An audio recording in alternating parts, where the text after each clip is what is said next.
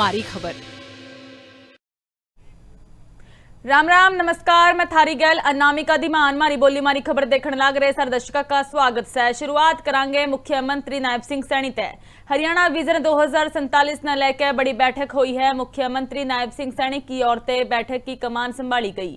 काम की बातें ने छोटे में और असरदार ढंग से लिखण पे जोर दिया गया। सारी जानकारी साफ और मतलब की होने पे यहाँ फोकस रखा गया। साची बातें गैल स्टीक निचोड़ तैयार करने पे भी चर्चा करी गई है और उल जलूल और बहकान वाली बातों ते बचने के कड़े निर्देश दिए गए से। मुख्यमंत्री नायब सिंह सैनी की ओर से हर एक जरूरी बात ने साफ साफ शामिल करने पे जोर दिया गया। मुख्यमंत्री नायब सिंह सैनी की ओर से यो कमान संभाली गई मीटिंग हुई से, जिसमें कई मुद्दों ने लेकर चर्चा करी गई। हरियाणा विजन 2047 ने लेकर भी रणनीति बनाई गई है।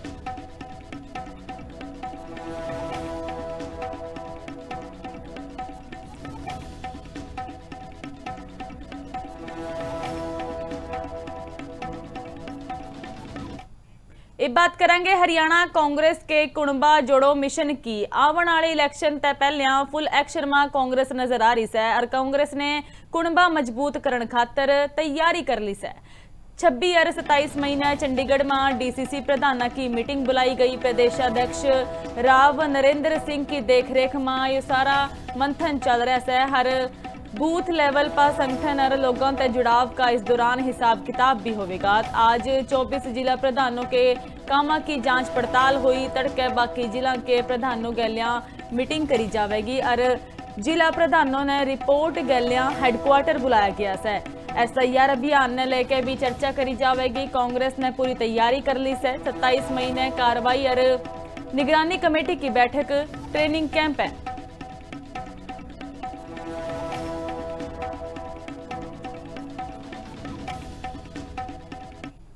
देश में मोदी सरकार के पूरे 12 साल हो लिए। 12 साल पूरे होने पे कैबिनेट मंत्री अनिल विज की ओर से बड़ा बयान दिया गया। मोदी सरकार के 12 साल देख देश खातर सुनहरा टाइम्स है। विज ने कहा पीएम मोदी ने देश की चाल और ढाल बदल दी है। अनिल विज यूं भी बोले लोगों का भरोसा बढ़ गया है। ढांचा और डिजिटल क्रांति लाई गए। भारत 11वें ते सीधा 5वें नंबर की अर्थव्यवस्था बन गया। इब भारत आतंकियों के दांत खट्टे कर दे हैं। पाकिस्तान के घर में घुसकर ठोकिया गया है। अनिल विज की ओर से बड़ा बयान दिया गया।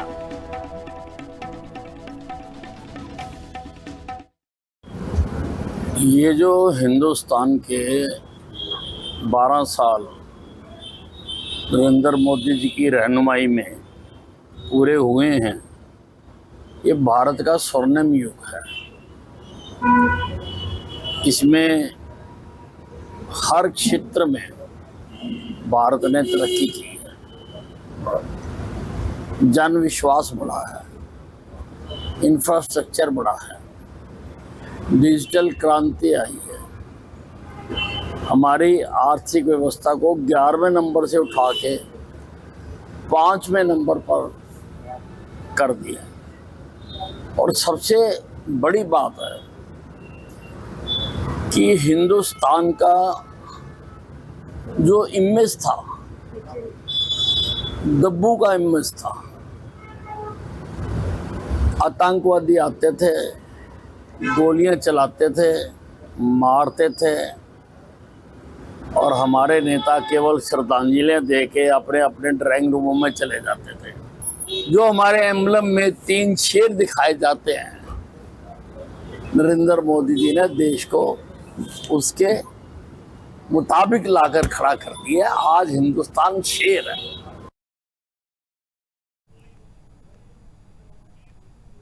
और हरियाणा के डीजीपी अजय सिंघल की ओर से प्रेस कॉन्फ्रेंस करी गई। हरियाणा में जासूसी के आंकड़े पर बयान दिया गया।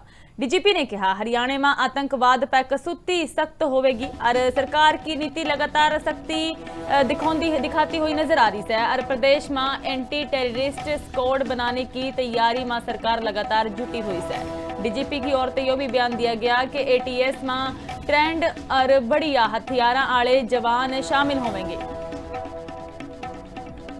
यहाँ पे मैं ये सूचना भी देना चाहूँगा कि इस रिव्यू के बाद माननीय मुख्यमंत्री जी ने हमारे डिपार्टमेंट को, पुलिस डिपार्टमेंट के लिए करीबन 750 करोड़ रुपया सैंक्शन किया है, शायद 1 जून से ही लागू हो जाए, जिसमें हम जितने भी टेरर रिलेटेड केसेस है उसके लिए एक specialized trained well equipped force और जो कि MHA की गाइडलाइंस के हिसाब से काम करेगी, और जिसमें एक थाना हम पंचकुला और एक थाना हम गुड़गांव बनाएंगे, और सारे टेरर रिलेटेड केसेस हम उसमें शिफ्ट करेंगे। तो हमारे पास पीछे कुछ ऐसे वारदातें हुई हैं, कुछ केसेस हुए हैं जो कि अभी हम STF और डिस्ट्रिक्ट पुलिस के माध्यम से उनको हम अटेंड कर रहे थे। हमारे सारे केसेस ट्रेस्ड हैं वो भी, और आने वाले टाइम में इसको हमारी जो ATS टीम है वो उसको एक IG लेवल ऑफिसर हेड करेंगे, और उसमें 2 या 3 SPs हम लगाएंगे जो कि इस्टेब्लिशमेंट, इंटेलिजेंस, कोऑर्डिनेशन, इन्वेस्टिगेशन, ये सारा कार्य देखेंगे। यहाँ पे मैं ये बात करेंगे राम रहीम की, जो कि जेल ते 16वीं बार बाहर आया है। डेरा प्रमुख गुरमीत राम रहीम ने 30 दिन की पैरोल मिली है। काफिले में लैंड क्रूजर और फॉर्च्यूनर गैलियां 8 गाड़ियां शामिल रही। साधवियां गैलियां बदतमीजी के मामले में लगातार उम्र कैद की सजा काट रहा है राम रहीम, जिसनू एक बार फिर ते पैरोल दी गई है। 2017 के पाछे अब तक 16वीं बार पैरोल फरलो पर राम रहीम बाहर आया है। इसने लेके लगातार सियासत में भी सरगर्मियां तेज से और सवाल खड़े करे जा रहे हैं। 15वीं बार जेल ते बाहर आ चुका है राम रहीम, तो 16वीं बार राम रहीम ने पैरोल मिली है। आज सवेर के समय रोहतक की सुनारिया जेल ते उसने जेल ते बाहर काटा गया, और फिर इसने लेकर सियासत पार्टियां की ओर ते भी सवाल खड़े करे गए।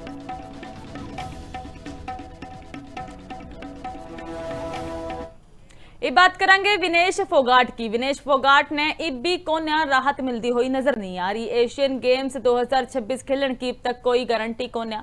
जापान एशियन गेम्स की लंबी लिस्ट में विनेश का नाम भी को न। WFI ने IOC ताही लिस्ट में नाम को न भेजा, और इब OCA के फैसले पर लगातार विनेश की आस टिकी हुई है कि उसका नाम आवेगा। दिल्ली हाई कोर्ट ने ट्रायल में हिस्सा लेने के जो कि छूट दे रखी थी।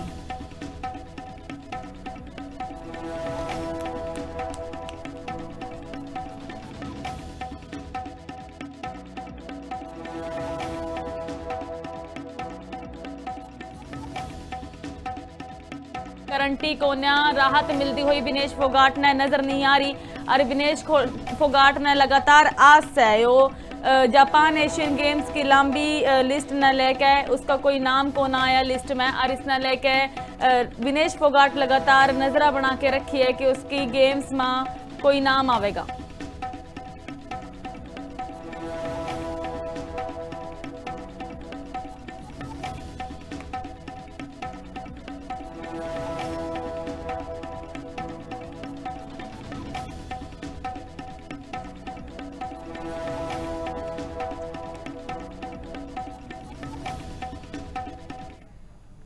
वहीं यमुनानगर की मेयर सुमन बैमनी एक्शन मोड में नजर आई है। सुमन बैमनी ने सफाई का औचक निरीक्षण कराया और नेहरू पार्क, छोटी लाइन और प्यारा चौक का चक्कर काटिया। बिना वर्दी ड्यूटी करने वाले ते मेयर ने चेतावनी दी है और खुले में कूड़ा फेंकने वाले की मेयर ने क्लास लगाई।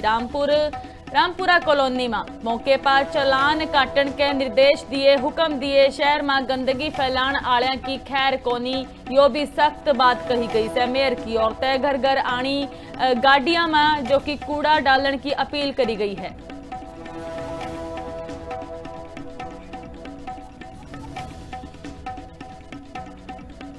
सफाई कर्मचारियों की जहां तक हाजिरी का सवाल है, 7:15 बजे तक उनकी अटेंडेंस कंप्लीट होके वो फील्ड में चले जाने चाहिए। और इसी प्रकार की व्यवस्था मुझे मिली है कि कर्मचारी टाइम से पहुंचे, अटेंडेंस भी उनकी ठीक रही है। लेकिन 1-2 कमी नज़र आई है जो मैं आपको बताना चाहूँगी। जैसे आपने आई कार्ड बनवाए हैं तो वो आई कार्ड सभी के गले में हो। यूनिफॉर्म जो उनको दी गई है वो उसके अंदर कमी पाई गई कि हमारे टिप्पर लगे हुए हैं, हमारी गाड़ियाँ लगी हुई हैं, हमारे ट्रैक्टर ट्रॉली लगे हुए हैं, लेकिन उसके बाद भी मेरे को कई जगह डंपिंग पॉइंट नज़र आए हैं जो कि बिल्कुल सड़क के ऊपर है। नागरिकों से अनुरोध है कि कोई भी यदि मुझे पकड़ा गया तो उसके खिलाफ जरूर कार्रवाई की जाएगी। हरियाणा में नौतपा का असर इबकती खतरनाक रूप लेने लग रहा है और प्रदेश के कई जिलों में पारा 45 डिग्री तय भी ऊपर जा लिया है और इस भयंकर गर्मी ने लोगों का जीना मुहाल कर दिया। मौसम विभाग ने कसूती लू का अलर्ट जारी कराया है। आओ देखेंगे वो खास रिपोर्ट।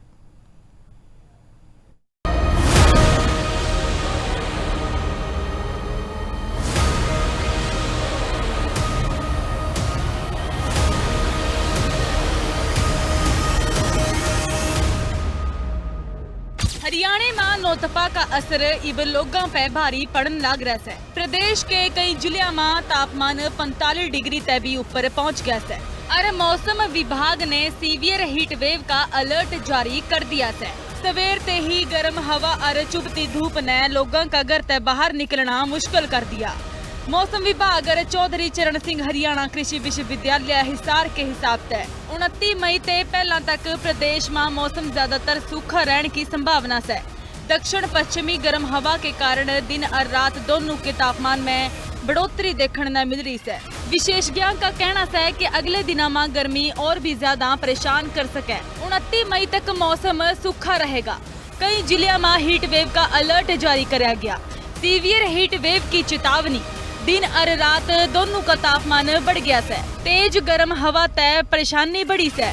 भीषण गर्मी का असर इब आम जनजीवन पर साफ दिखने लग रहा है। हरियाणा के कई जिलों में तापमान 40 तय पार पहुंच गया।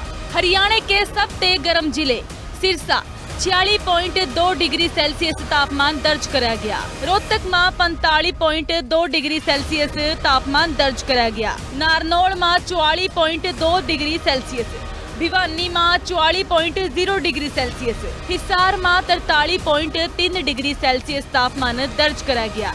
दोपहर के टाइम सड़कों और बाजार सूने नजर आवन लग रहे हैं। लोग जरूरी काम होवन ते ही घर से बाहर निकल रहे हैं। गर्म हवा और तेज धूप के कारण सबसे ज्यादा परेशानी बच्चियां, बुजुर्गों और बाहर काम करने वाले ने हो रही है। आज हीट वेव बहुत है। हम पेपर देने आए थे आज। गर्मी तो बहुत ज़्यादा है। ऑलमोस्ट टेम्परेचर 46 डिग्री क्रॉस कर चुका है और बहुत ज़्यादा गर्मी हो रखी है।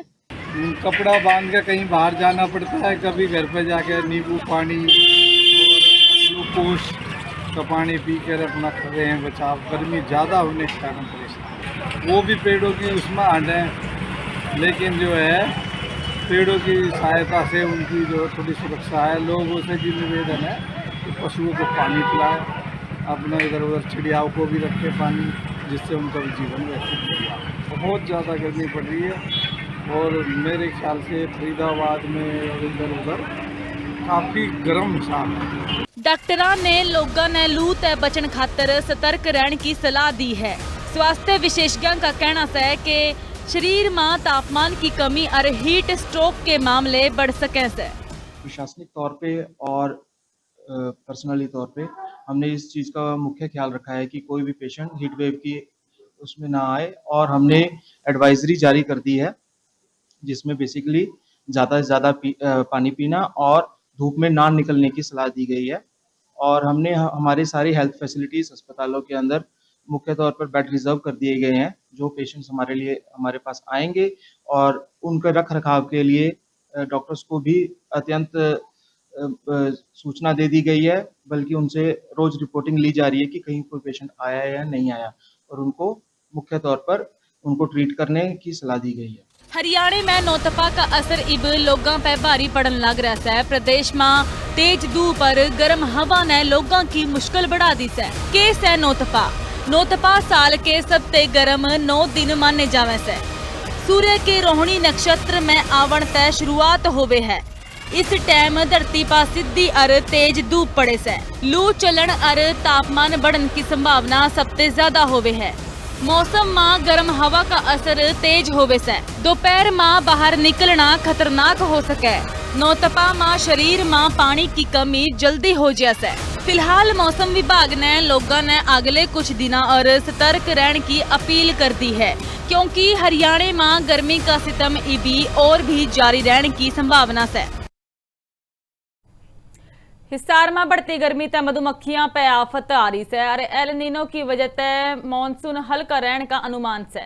मई जून में पारा 47 डिग्री ताईं जा चुका है और लू और ताते जो लेते मधुमक्खियां के कुणवे ढीले पड़न लग रही है और शहद की पैदावार पर भी माड़ी मार देखने मिली है। माहिरों ने मधुमक्खी पालन आलियां खातर जरूरी हिदायत जारी करी है। छत्तियां ने छां आली जगह पर रखने की सलाह दी गई है। मधुमक्खी पालन में सबसे चैलेंजिंग टास्क है जब हम ग्रीष्म ऋतु में कैसे मैनेज करें। जैसा कि हम सबको पता है कि IMD की प्रिडिक्शन भी है कि अब की बार गर्मी और लू चलेगी, तो इस मौसम में हम मधुमक्खियों को कैसे बचाएं। जैसा आप देख पा रहे हो, ये जो जिस स्थान पे हम खड़े हैं ये हमारी अपेरी है, जिसको हम हिंदी में मोनाले बोलते हैं। ये अपेरी एक ऐसी जगह है जहाँ पे क्या होता है कि हमने सहतूत के पौधों की प्लांटेशन कर रखी है। इस सहतूत के पौधे की प्लांटेशन की ब्यूटी क्या है कि शरद ऋतु आती है तो इसके पत्ते झड़ जाते हैं, क्योंकि उस ऋतु में मक्खियों को धूप की जरूरत पड़ती है। और जैसे ग्रीष्म ऋतु आती है तो इसके पत्ते आ जाती है और पूरे ग्रीष्म ऋतु के अंदर हरी भरी छाया रहती है। और ये छाया हमारे मधुमक्खी पालन के लिए और मधुमक्खियों के लिए बहुत ही लाभदायक है। तो आज हम मधुमक्खियों का ज़्यादा गर्मी और लू से कैसे उनका बचाव किया जाए उसके बारे में बातचीत करेंगे। उसमें सबसे पहला उपाय है कि स्वच्छ और ताजे पानी की व्यवस्था। जैसे सभी जीवित प्राणियों की तरह मधुमक्खी भी एक जीवित प्राणी है, उनको भी स्वच्छ और ताजे पानी की आवश्यकता होती है। उनको ये जो पानी है मुख्यतः दो वजह से चाहिए होता है। एक तो होता है कि जो उनका ब्रूड है उसको जो खुराक देनी है, उसको खुराक देने के लिए, पतला करने के लिए उनको पानी की आवश्यकता पड़ती है। इसके अलावा पानी को वो अपने छत्ते में बिखेर देती हैं और अपने पंखों से तेज हवा करके उसको वाष्पित करती हैं, जैसे कूलर घरों में काम करता है। उससे क्या है कि हाइव का टेम्परेचर 34 से 35 डिग्री करीब रहता है। तो इसलिए बहुत जरूरी है कि जहाँ पे मधुमक्खी के बक्से रखे हुए हैं बिल्कुल उसके पास ही बहता हुआ पानी हो, पानी खड़ा हुआ नहीं होना। कलायत में भी मानसून पहलियां ते सख्त हो गया है। DC अपराजिता ने ड्रेना का छापा मारिया और सफाई की जांच करी से। मीह बरसन ते पहले ही सारी सफाई करने के निर्देश दे दिए गए। पुंडेरी ड्रेन ते सिरसा ब्रांच ताई पंप हाउसा का जायजा लिया गया। मशीन ठीक ठाक रखने और सफाई झटपट करने के निर्देश दिए गए। निपटान के हुक्म दे दिए गए। पंप हाउस का कामकाज और बिजली का सिस्टम बारीकी से जांचा गया। पानी काढ़ने का सिस्टम पूरी पावर तय चालू रखने पर जोर दिया गया।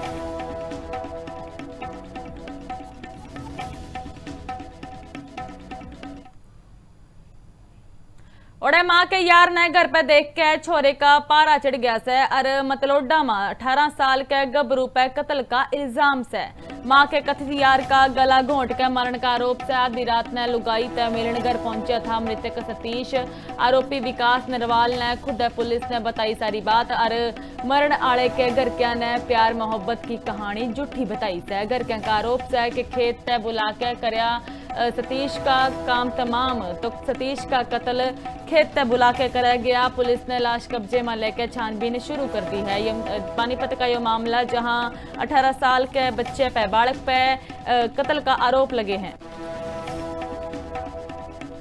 हमारा आरोप है जी, वो खेत से आया है, गली में आते हुआ उन्होंने पकड़ा है, घेर में उसके साथ हाथापाई हुई है, भाई उस मारपीट आई हुई है उसके साथ में। मौके पे उसकी चप्पल पाई गई है और CI को खबर दी गई है, उन्होंने प्लान करके ऊपर ले जाकर गिराया गया है, तब उस पर यह आरोप लगाया गया भाई हमारे घर में घुसा है। ऐसा कोई भी 10 या 11 बजे के पास उसकी मृत्यु हुई है। रंजिश है जी, पुरानी रंजिश। हाँ, मैं सरासर CIA पर आरोप लगा रहा हूँ। प्लान CIA ने किया हुआ है मर्डर का, क्योंकि उनसे जो दुर्घटना हुई है उन्होंने CI को फोन किया है, उन्होंने ही उनको प्लान बनाकर ये कराया गया।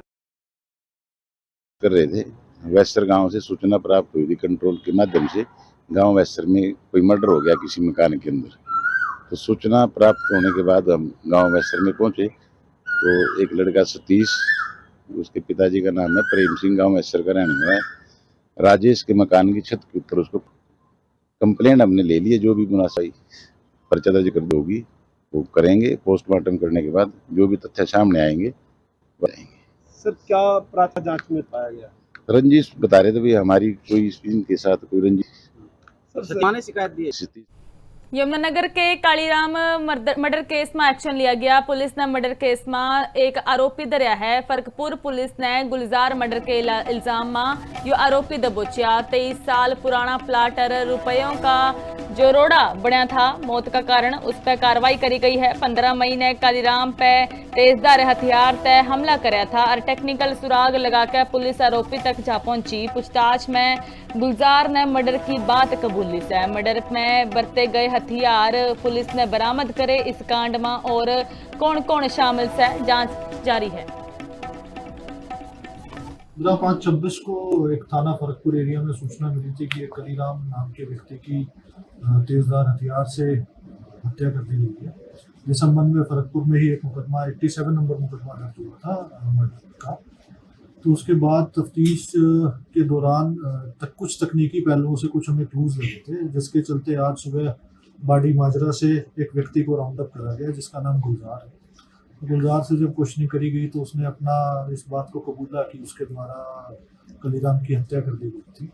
तो गुलजार को फिर अरेस्ट करा गया और आगे उसका और गुरुग्राम में एक पति कातिल बन गया से। अपनी प्रेमिका गैल मिलकर पति ने अपनी लुगाई मार दी। बाथरूम तय 4 दिन पुरानी सड़ी गड़ी लाश मिली। लिव इन आली गैलियां मिलकर उसके कमरे में यो कांड करया। मार के लाश ने बाथरूम में ताड़ा मार के फरार हो लिया। आरोपी और कमरे तक बदबू आई। जब पुलिस ने यो सारा भेद खोलिया, मरी होड़ी छोरी के बाबू ने पति और ससुराल आलियां पर आरोप लगाए से। मेरी बेटिया मैंने शादी करी थी 19 फरवरी को, 3 महीने शादी हुई है मेरी बेटी को। तो उनने क्या किया, मेरी बेटी को टॉर्चर किया है, ठीक है। तो उन्होंने क्या किया, जो उनकी नाम का लड़का है कि पहले अफेयर चल रहा था, करागा रजनी वाल्मीकि मोहल्ले की है। उसको बैगा फुसला कर ले गया स्कूटी बढ़ा के, और गया तो एक 2 साथ में थे, आया था इकल्ला वो, ठीक है। फिर क्या हुआ, हमने उसकी जो बहन है, उसकी बहन आई थी, बोले ऐसी ऐसी बात हो गई। मैंने क्या हो गया, बोले क्या नाम तुम्हारी जो मधु है ना वो घर से फरार हो गई। मैं तुम्हें बात ऐसे, अगर बेटी घर पे आएगी तो मैं तलाक कर दूंगा आपके पास, अगर मामा जाएगी तो मैं तलाक कर दूंगा, ऐसी कोई बात नहीं है। पर वो उसने पैके फोन काट दिया कमरे के अंदर, बाथरूम के अंदर, जहाँ वो रेंट पे रहा था। हाँ वो रेंट पे रहा था, जिसकी वहाँ पर प्रेमिका साथ रहती थी। मेरे हिसाब से देखो, खबरों का सिलसिला यूं ही जारी रहेगा। थम जुड़े रहो लिविंग इंडिया न्यूज की गैल। मने दो इजाजत। राम राम।